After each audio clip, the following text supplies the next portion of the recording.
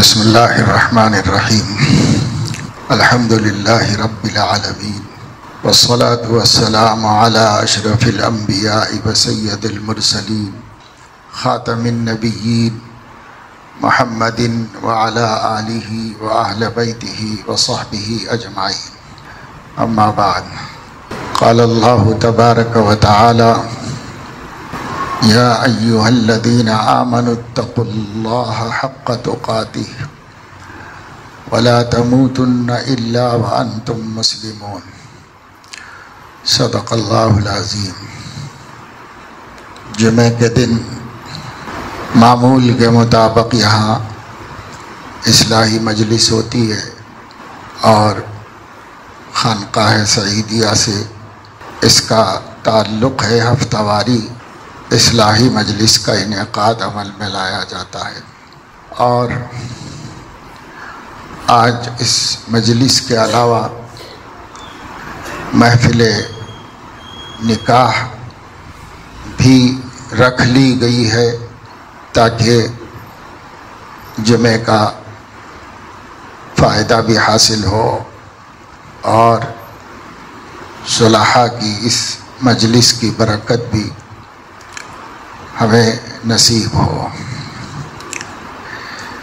خطبہ نکاح میں بھی ایک آیت ہمیشہ پڑھی جاتی ہے، اور تمام مصلحین امت بھی اس آیت کا اکثر ورد کرتے ہیں، یاد دہانی کراتے رہتے ہیں، اور وہ آیت شریفہ ہے: یا ایھا الذین آمنوا اتقوا اللہ حق تقاتہ ولا تموتن الا وانتم مسلمون۔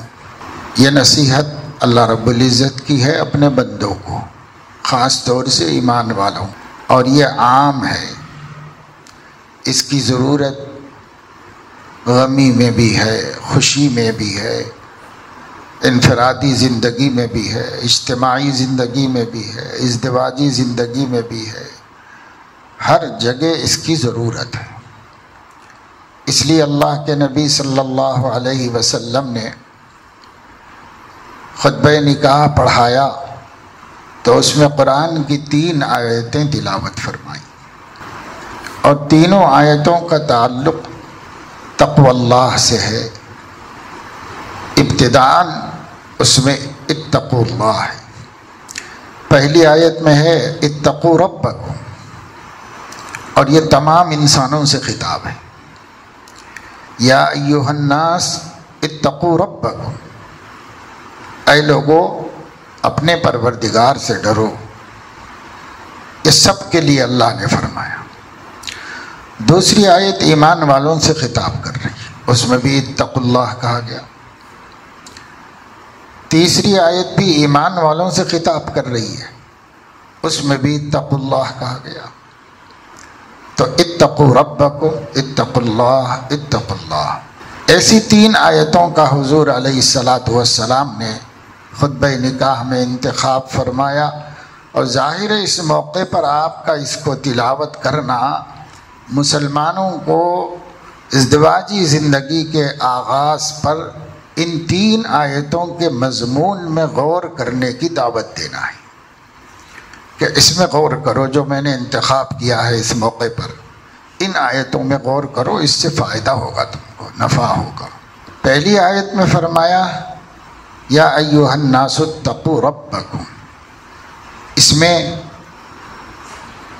انسانی آبادی، انسانی نسل کے قیام و بقا کی اہمیت کو بیان فرمایا۔ الذی خلقکم من نفس واحدۃ وخلق منها زوجہا، تمہارا رب کون ہے؟ جس نے تم کو ایک نفس سے پیدا کیا ہے، ایک شخصیت سے، ایک ہستی سے پیدا کیا ہے۔ خلقکم من نفس واحدہ، ایک ہی ذات سے، نفس پرسن کو کہتے ہیں، شخص، فرد، اس سے پیدا کیا اللہ تعالیٰ نے۔ وخلق منها زوجہا، اب پھر اسی فرد سے، اسی شخص سے اس کی زوجہ کو پیدا کیا۔ منہا، اسی سے نکال کے پیدا کیا اللہ تعالیٰ نے۔ اللہ اپنی قدرت سے ایسا کر سکتے تھے کہ جیسے مٹی کے ایک پتلے کو تیار کر کے اس میں روح ڈال کر اسے ایک انسان بنایا، ایک اور انسان بھی بنا دے سکتے تھے اللہ تعالیٰ۔ یہ میل ہے تو وہ فیمیل ہو جاتا، یہ ذکر اور انثی، اس کا جوڑا بنانا ہی تھا اور دونوں مستقل صنف تھے، تو اللہ رب العزت نے ایک ہی میں سے کیوں بنا دیا؟ الگ بھی تو بنا سکتے تھے اپنی قدرت سے، یہ بنایا تھا ایسا ایک اور پتلا بنا دیتے، دو بنا کے دونوں میں روح ڈال کے یہ ایک جوڑا بنا دیتے اللہ تعالیٰ، پھر اس سے توالد تناسل چلتا۔ ایسا نہیں کر کے اللہ تعالیٰ نے ایک ہی مخلوق کو پیدا کیا اور اس کا جوڑا الگ سے مماثل متوازی بنانے کے بجائے اس کی ذات میں سے نکال دیا اللہ تعالیٰ، اسی نفس واحدہ سے نکالا اللہ۔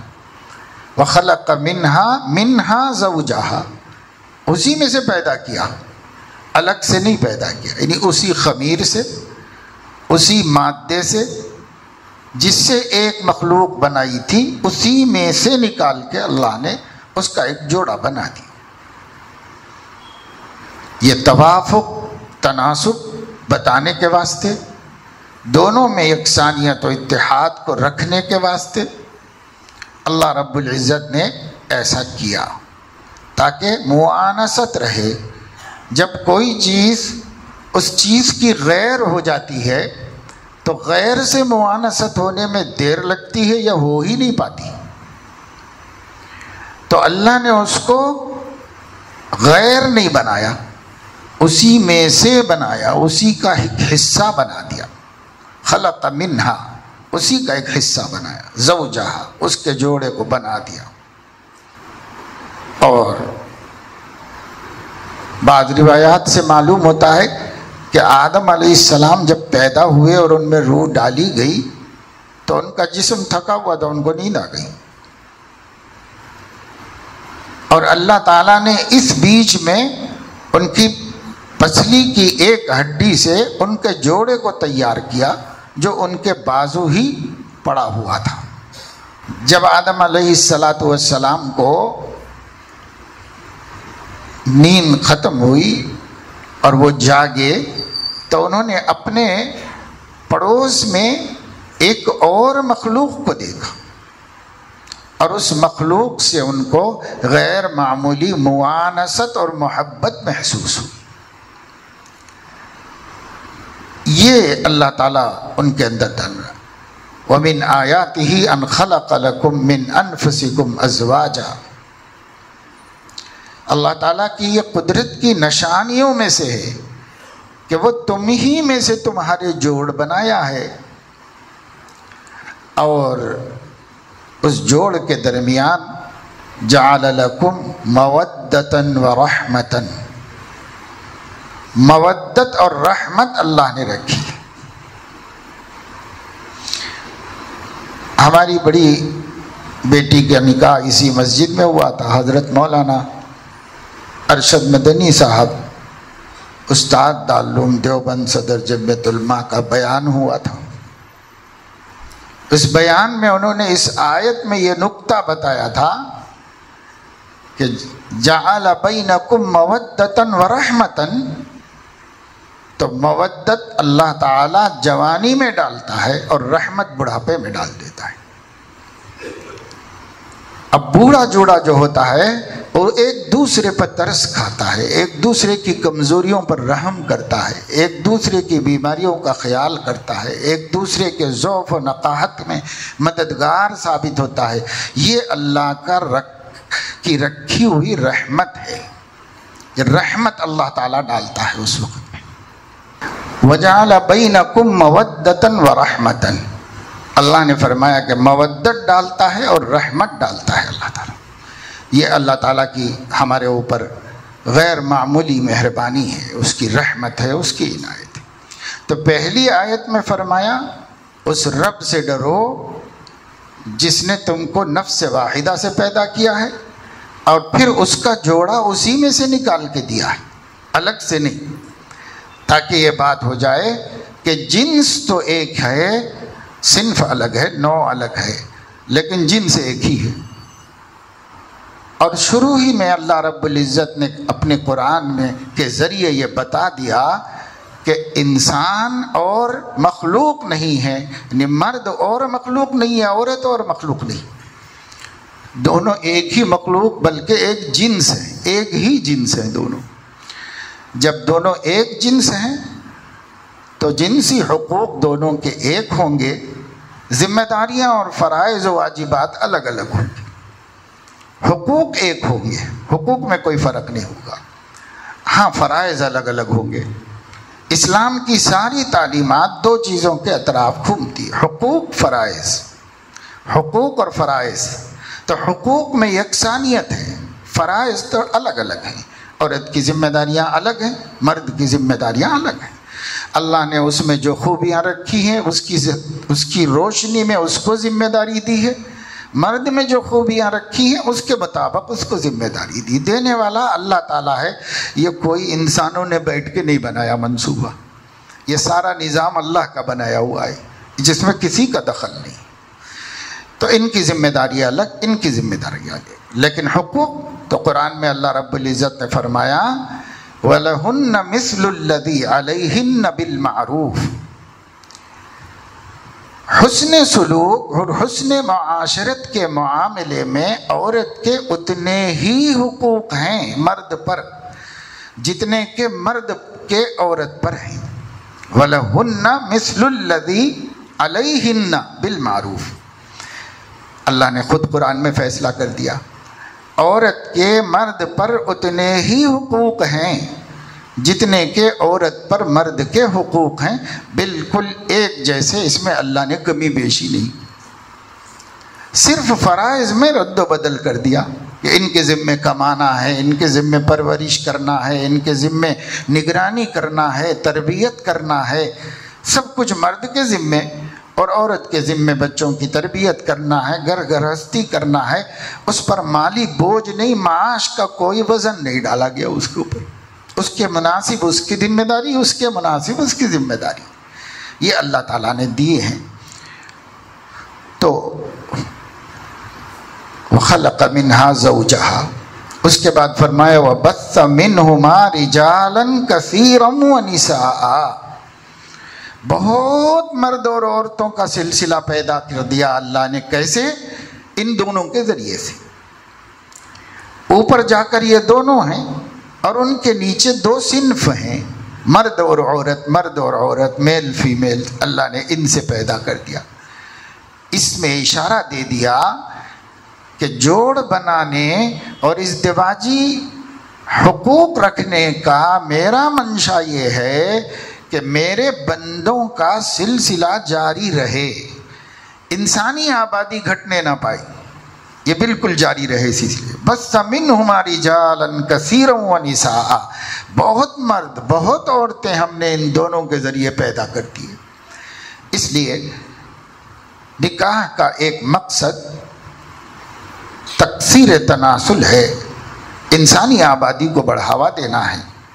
اب لوگ کہہ رہے ہیں کہ انسانی آبادی بہت بڑھتی جا رہی ہے تو زمین ناکافی ہو جائے گی، یہ ہو جائے گا، وہ ہو جائے گا، وہ ہو جائے گا۔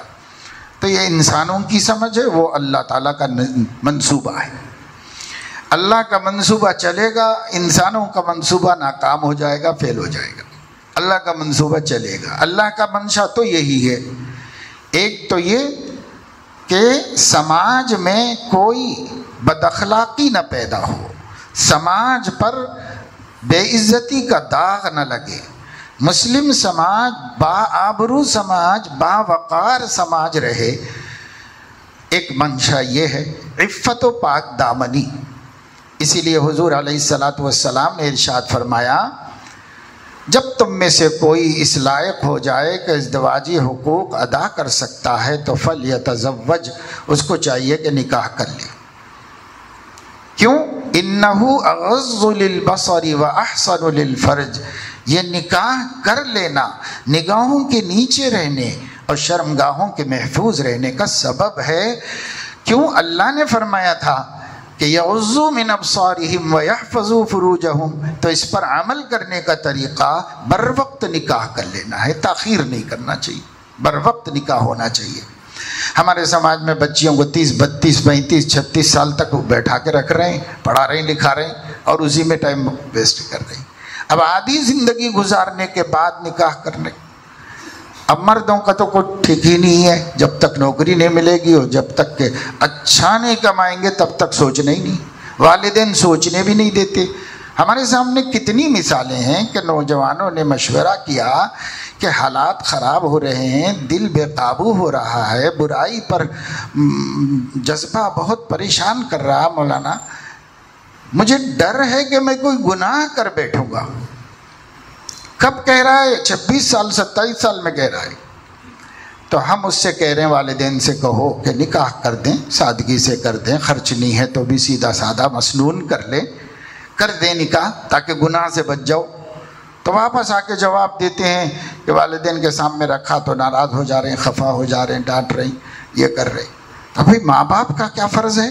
اپنی اولاد کو گناہ سے بچانا ان کی ذمہ داری ہے، یا بچے کے درخواست کرنے پر بھی نہیں؟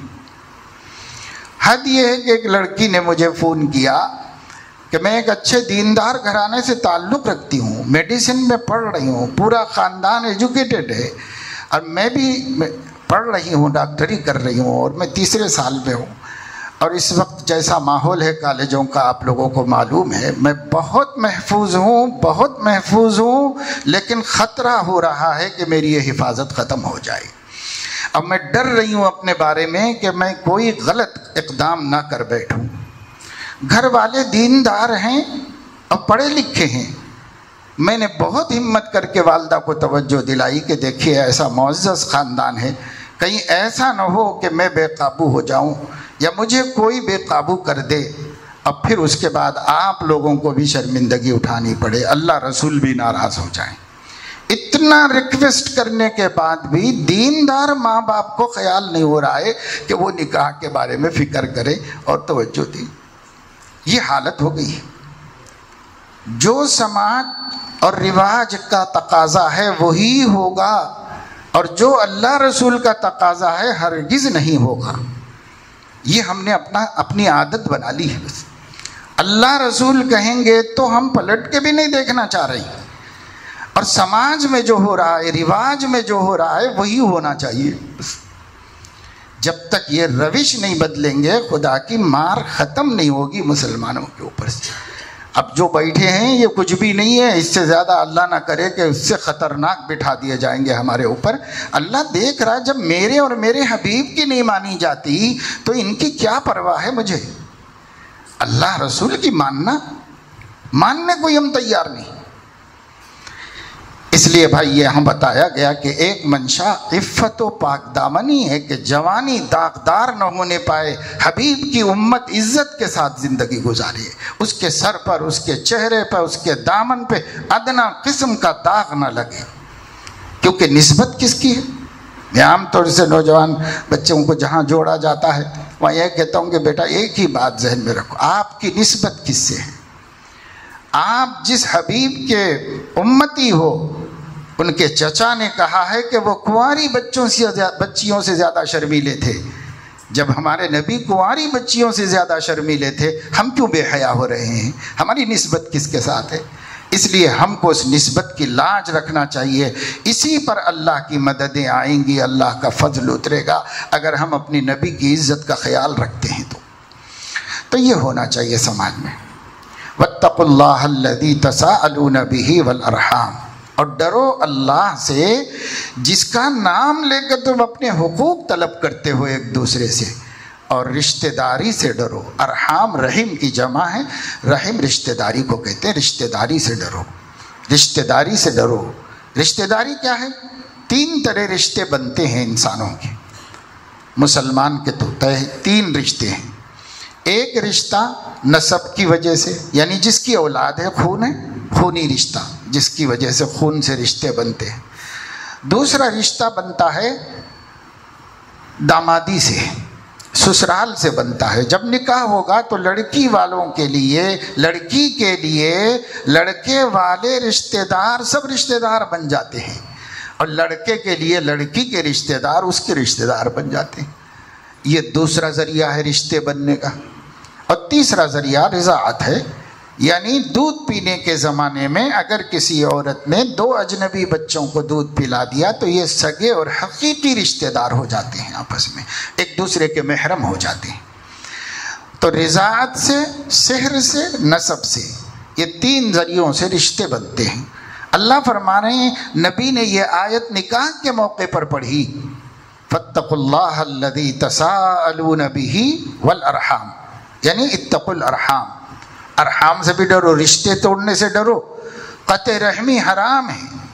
حدیث میں آتا ہے کہ حضور علیہ السلام نے ارشاد فرمایا، حضرت ابو ہریرہ کہتے ہیں یہ ارشاد کہتے وقت کا منظر میں بھولا نہیں، میری آنکھیں آپ کے ہونٹ کی حرکتوں کو دیکھ رہی ہیں اور میرے کان آپ کی آواز کو اب بھی محسوس کر رہے ہیں کہ آپ نے فرمایا تھا لن ينزل اللہ رحمتہ علی قوم فیہ قاطع رحم.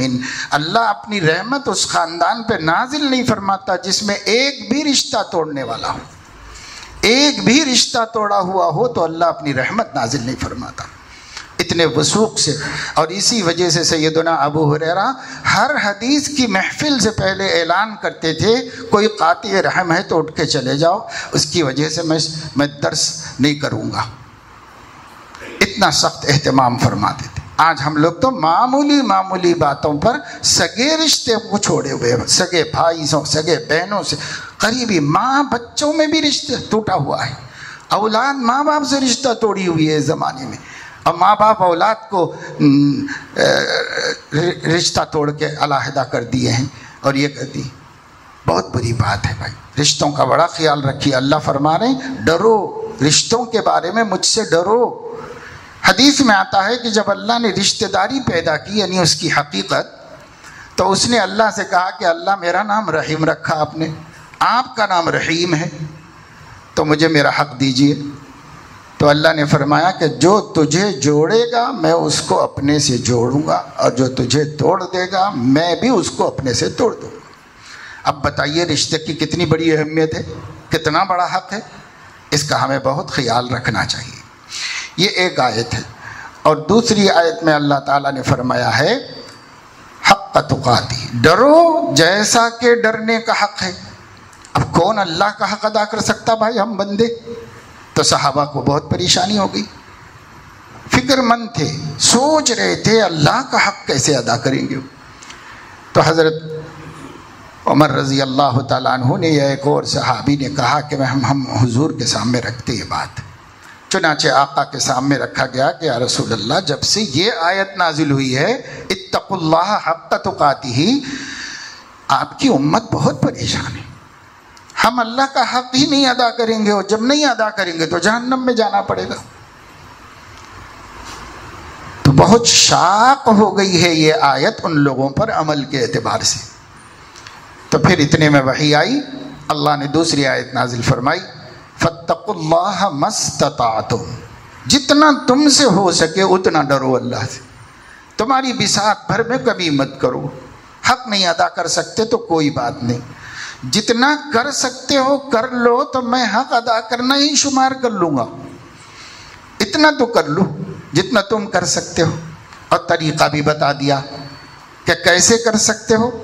واسمعوا واطیعوا وانفقوا خیرا لانفسکم، نبی کی بات سنو، نبی کا کہنا مانو، اور جو کمی کوتاہی ہو رہی ہے اس کے کفارے کے طور پر خیر خیرات کرتے رہو. بس انشاءاللہ تمہارا تقوی ہم قبول کر لیں گے. قربان اپنے خدا کے جاؤں، تصدق اپنے خدا کے جاؤں. یہ پیار آتا ہے مجھ کو انشاء، ادھر سے یہ گناہ پہ ہم، ادھر سے دم بدم عنایت. اللہ فضل ہی فضل فرماتے، رستے بتاتے ہیں، آسان رستے بتاتے ہیں، حکم بھی وہی دیتے ہیں، بچنے کا رستہ بھی وہی دکھاتے ہیں. اللہ پاک ان کا فضل ہے. تیسری آیت میں اللہ رب العزت نے فرمایا یا ایھا الذین آمنوا اتقوا اللہ وقولوا قولا سدیدا. اللہ سے ڈرو، سچ بولو۔ اب یہاں نبی نے کیوں انتخاب کیا اس آیت کا؟ عام طور سے اس زمانے میں تو اللہ بہتر جانے، ہمارے زمانے میں ہم کو بہت تجربے ہوئے، جھوٹ بول کر ازدواجی زندگیاں خراب کر لی، ہم جھوٹ بول کر خراب کر لی۔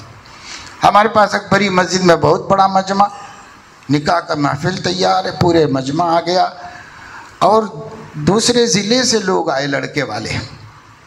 اب وہ تھوڑی دیر کے بعد آ رہے نہیں، بیٹھ رہے نہیں، خطبہ ہو رہا نہیں، ایک طرف کے لوگ آ گئے ہیں، ایک طرف کے لوگ آ کے بیٹھ رہے نہیں، آ کے بھی نہیں بیٹھ رہے آگے۔ کیا ہوا کیا ہوا؟ بعد میں تحقیق کیا تو معلوم ہوا کہ صاحب وہ عمر غلط لکھا دیے ہیں۔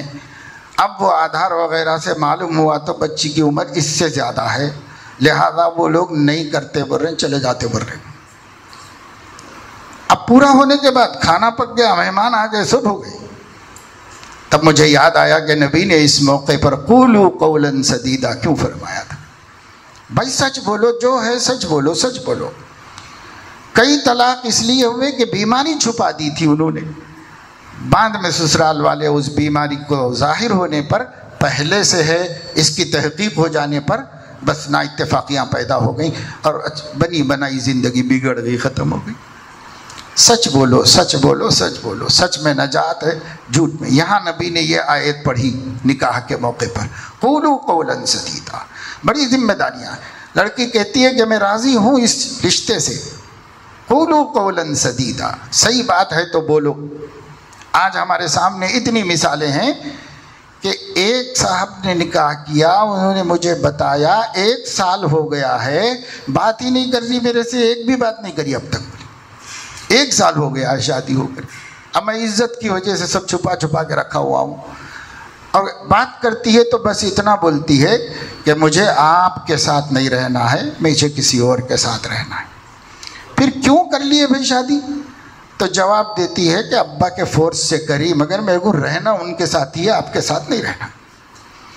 ادھر منہ کر کے سوتی ہے پلنگ پہ، کبھی بھی قریب آنے نہیں دی، ہاتھ لگانے نہیں دی، بات کرنے نہیں دی۔ بس اب 1 سال کے بعد ہم نے کہا بھائی جب اس کا ارادہ ہی نہیں ہے تو وہ نکاح ہی کیا ہوا؟ بولو، بڑوں کو بیچ میں لاؤ۔ تو وہ لڑکی کے والد صاحب وہ بیچارے غریب آدمی سے 1.5 لاکھ روپے لے کر کے طلاق کے واسطے تیار ہوئی۔ مصیبت بھی انہوں نے نہیں لائی، اس کی زندگی بھی انہوں نے خراب کی، پیسہ بھی برباد کیا اس کا سب نے۔ خیر، تو قولوا قولا سدیدا کی مصلحت آپ کو سمجھ میں آ رہی؟ بھائی سچ بولو۔ بچی کو بولنا چاہیے تھا میں راضی نہیں ہوں، میں نہیں کروں گی، بولنا چاہیے تھا اس کو، کیوں نہیں کہا اس نے؟ اب یہ دوسروں کی زندگی خراب کی۔ پھر لڑکا بھی سچ کہے کہ میں یہ ساری ذمہ قبول کیا، بولنا بہت آسان ہے، لیکن کیا قبول کیا؟ وہ جو ساری ذمہ داریاں اب تک باپ کے سر پہ تھی، اب میں نے قبول کر لی، سب ذمہ داریاں میں نے قبول کر لی۔ بہرحال قولوا قولا سدیدا، فائدہ کیا ہوگا؟ یصلح لکم اعمالکم ویغفر لکم ذنوبکم، تمہارے اعمال اللہ درست کر دے گا، سب اچھا ہوگا، نہ اتفاقیوں کی نوبت ہی نہیں آئے گی، اللہ کی مدد شامل حال رہے گی۔ اور وَيَغْفِرْ لَكُمْ ذُنُوبَكُمْ، کمی کوتاہی تو ہر ایک انسان سے ہوتی، معاف بھی کرتا رہے گا اللہ تعالیٰ، درگزر بھی کرتا رہے گا۔ وَمَن يُطِعِ اللَّهَ وَرَسُولَهُ فَقَدْ فَازَ فَوْزًا عَظِيمًا، میں اللہ رسول کی جو اطاعت کرے گا وہی کامیاب ہوگا۔ اب میں قصہ اکثر سناتا ہوں، بہت مختصر سا سنا کے بات ختم کر دیتا ہوں۔ یہ پوری ازدواجی زندگی کے حقوق کا خلاصہ ہے۔ یہاں ایک بزرگ گزرے ہیں دکن میں، سلسلہ قادریہ کے، حضرت شاہ صوفی غلام محمد صاحب رحمۃ اللہ علیہ، پیر صاحب تھے، گاؤں گاؤں ان کے مریدین کا سلسلہ تھا۔ تو کہتے ہیں کہ ایک مرتبہ ایک جوڑا آیا میاں بیوی گاؤں سے، اور دونوں نے آ کر حضرت سے کہا کہ حضرت ہمارے درمیان کچھ نہ کچھ ناچاقی چلتے ہی رہتی ہے، اللہ کا دیا سب کچھ ہے مگر نا اتفاقیاں، ہم بیزار ہو گئے۔ ہم بولے حضرت کے پاس چلیں گے، پیر صاحب جو بولیں وہ مان لیں گے، میں غلطی پہ تو میں مان لیتی ہوں، آپ غلطی پہ تو آپ مان لو، ہم اس پہ متفق ہو کے آپ کے پاس آ گئے۔ یہ حضرت کے پاس آ کے انہوں نے کہا اچھا چلو کسی ایک پہ اتفاق تو ہو گیا دونوں کا۔ تو حضرت تھوڑی دیر تک، حکیم دانا آدمی تھے، تجربے کار آدمی تھے، تھوڑی دیر خاموش رہے، پھر لڑکی سے پوچھا، عورت سے پوچھا آپ کو آپ کے شوہر سے کیا شکایت ہے؟ تو وہ کہنے لگیں سب اچھا ہے حضرت، اچھا کماتے ہیں، بڑی تنخواہ ہے، وقت پہ میرے ہاتھ میں دیتے ہیں، سب میرے سے ہوتا، سب اچھا ہے، جو لاؤ بلے لاتے، جو کھلاؤ بلے کھلاتے، کچھ بھی شکایت نہیں ہے، ایک ہی بات ہے کہ میری بات نہیں سنتے۔ نہیں اچھا ٹھیک ہے، حضرت نے ان کی بات سن لی، ہو گیا، اور کچھ بولنا ہے؟ نہیں کچھ بھی نہیں، ایک ہی بات ہے، میری بات نہیں سنتے۔ ٹھیک ہے، ان سے پوچھا تو وہ صاحب بھی بولنا شروع کرے، نہیں حضرت سب اچھا ہے، ماشاءاللہ اچھا پکاتے ہیں، گھر صاف ستھرا رکھتے ہیں، بچوں کو اچھا خدمت کرتے ہیں، میرا اچھا برا دیکھ لیتے ہیں، سب اچھا ہے ان کا، مگر ایک ہی بات ہے کہ میں بولے سے بات نہیں سنتے۔ سمجھ رہے؟ تو اب شکایت بھی ایک ہو گئی، وہ دونوں کی ایک ہی شکایت، یہ بولتی ہے کہ میری بات نہیں سنتے، وہ بولتی ہے کہ میری بات نہیں سنتے۔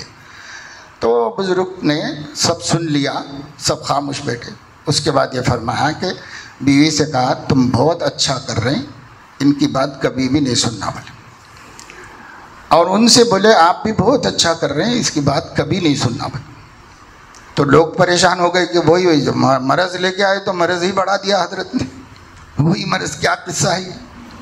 لیکن تھوڑا غور کرنے کا موقع دیا، سوچنے کا موقع دیا، پھر اس کے بعد فرمایا آپ ان کی بات نہیں سننا، آپ ان کی بات نہیں سننا، دونوں مل کے اللہ کے رسول کی بات سننا۔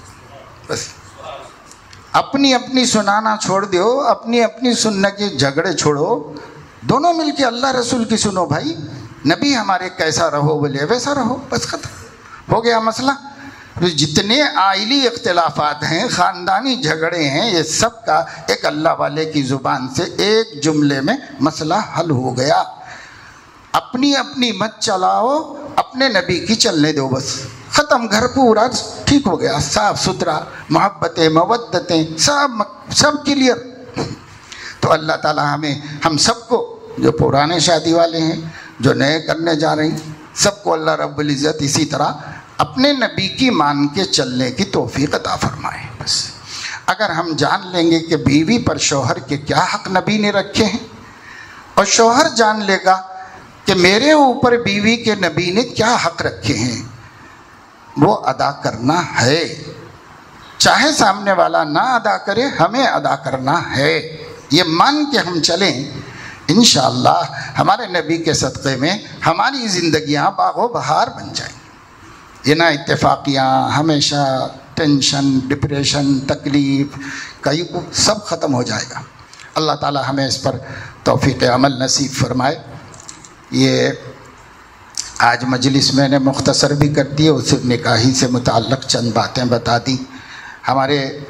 میں تو اس نکاح کے سلسلے میں، یہ میری چھوٹی بیٹی کا اور گھر کا آخری نکاح ہے، اس سلسلے میں میں پہلے سے یہ ذہن بنا کے رکھا تھا کہ کسی کو بھی اس سلسلے میں زحمت نہیں دوں گا، اور جو ہم مہم چلا رہے ہیں نکاحوں کی کہ سادگی سے کرو، سنت کرو، سنت کرو، تو ہم صرف اسٹیج کے ہیرو نہ بنیں، ہم خود بھی ایسا ہی کر دیں۔ اس لیے میں نے ہمارے بچوں سے بھی کہا کہ بھائی اس کو بہت پھیلاؤ مت، مختصر سا دونوں خاندانوں کے قریبی لوگوں کی موجودگی میں ایجاب و قبول ہو جائے گا، نکاح ہو جائے گا، اور پھر ولیمہ ہو جائے گا بعد میں۔ تو اسی کو رکھا تھا، اور اسی وجہ سے بہت سے اکابر علماء، میں اتنا تو آپ لوگ سمجھ سکتے ہیں کہ اگر میں دعوت دیتا تو شہر کے سارے ہی علماء یہاں پر تشریف لے آتے، لیکن میں اس وقت شعبان میں علماء کی مشغولیت کو دیکھ کر مناسب نہیں سمجھا کہ ہماری وجہ سے ان کو زحمت ہو، اس وجہ سے کسی کو بھی میں نے سب سے دعا کی درخواست کر لی ہے کہ سب لوگ دعا کریں۔ ہمارے بچوں نے جو ہے بڑی محبت خلوص کی وجہ سے ہمارے محترم بھائی اسد الدین صاحب، اللہ تعالیٰ ان کو عمر میں برکت نصیب فرمائے، اور ان کے ذریعے ملت اسلامیہ کی خدمات انجام دیتا رہے اللہ رب العزت۔ ان کو زحمت دی، مجھے علم بھی نہیں ہے اس کا، لیکن آپ تشریف لے آئے تو دیکھا میں، تو بہرحال اللہ تعالیٰ آپ کی خلوص محبت کو بھی قبول فرمائے ہمارے حق میں۔ میں خطبہ پڑھ کر اس نکاح کی تکمیل کرتا ہوں۔ بسم اللہ الرحمن الرحیم۔ الحمد لله نحمده ونستعينه ونستغفره ونؤمن به ونتوكل عليه ونعوذ بالله من شرور أنفسنا ومن سيئات أعمالنا من يهده الله فلا مضل له ومن يضلل فلا هادي له ونشهد أن لا إله إلا الله وحده لا شريك له ونشهد أن سيدنا وسندنا ونبينا ومولانا محمدا عبده ورسوله أرسله الله تعالى بالحق بشيرا ونذيرا بين يدي الساعة من يطع الله ورسوله فقد رشد ومن يعصهما فإنه لا يضر إلا نفسه ولا يضر الله شيئا صلى الله تعالى عليه وعلى آله وأصحابه وأزواجه وبارك وسلم تسليما كثيرا أما بعد فقد قال الله تبارك وتعالى أعوذ بالله من الشيطان الرجيم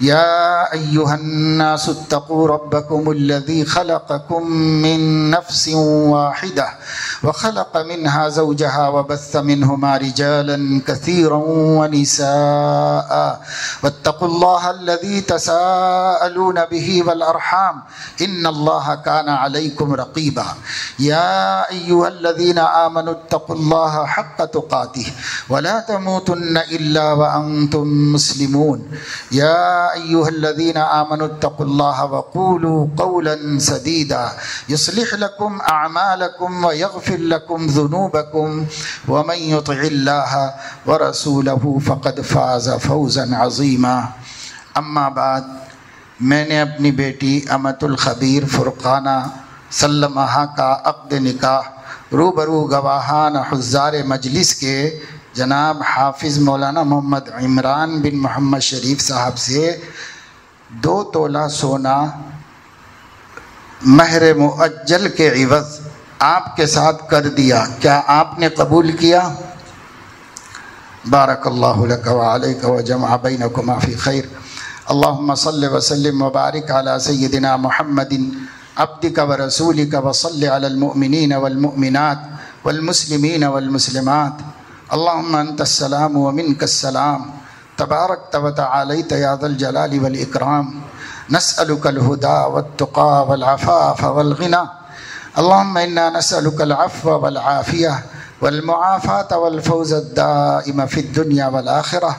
اللہم احفظنا من کل بلاء الدنیا وعذاب الآخرہ.